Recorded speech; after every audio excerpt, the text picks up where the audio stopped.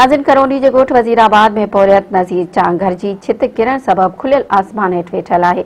उन हवाले सां ॾिसूं था रफ़ीक सुमरो जी ही रिपोर्ट। मौजूद आहियूं पक्का चांग भरसा ॻोठ वज़ीराबाद में, जॾहिं त नज़ीर अहमद चांग पुर जो घर किरी पियो, जंहिं सबबि हू तमामु शदीद ज़ख़्मी थी पियो। जॾहिं त हू तमामु ॾुखी ज़िंदगी पिया गुज़ारनि। असां ॻाल्हि ॿोल कंदासीं हिन जे घर भातियुनि सां ऐं संदसि पाण सां त हुन जा कहिड़ा वीचार आहिनि। अदा मां त ग़रीब आहियां, मिसकीन, मुंहिंजो घर कचड़ो, मुंहिंजो घर किरी पियो आहे। मज़दूर माण्हू आहियां, मिसकीन, नंढड़ा बच्चा आहिनि, खाइण लाइ तंग आहियां। 300 रुपया ॾियाड़ी कमायां त खावां। मुंहिंजो घर किरी पियो आहे, मुंहिंजे मथां जंग, जे मथां भित अची आहे, मुंहिंजी जंग भॼी पई आहे, मां ज़ख़्मी आहियां, दवा लाइ ॾोकड़ न आहे।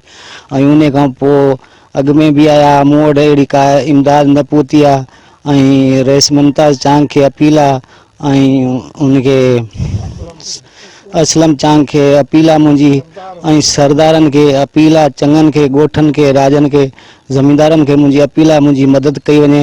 मां मज़लूम जी मदद कनि, मां मिसकीन आहियां।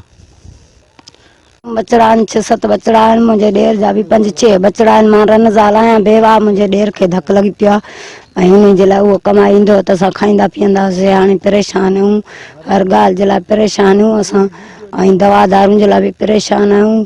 अवाम मदद करे, सरदार मदद करनि ऐं वॾा चङा मठा सभु असांजी मदद कनि।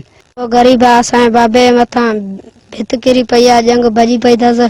हाणे बाबो बेरोज़गार आहे।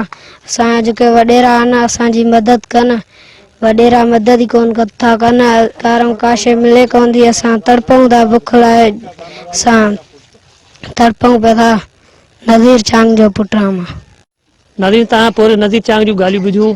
हिन जो चवणो त जब मां तमामु ज़ख़्मी थी पियो, जॾहिं त बार बार जेको आहे कंहिं बि न ॿुधी आहे।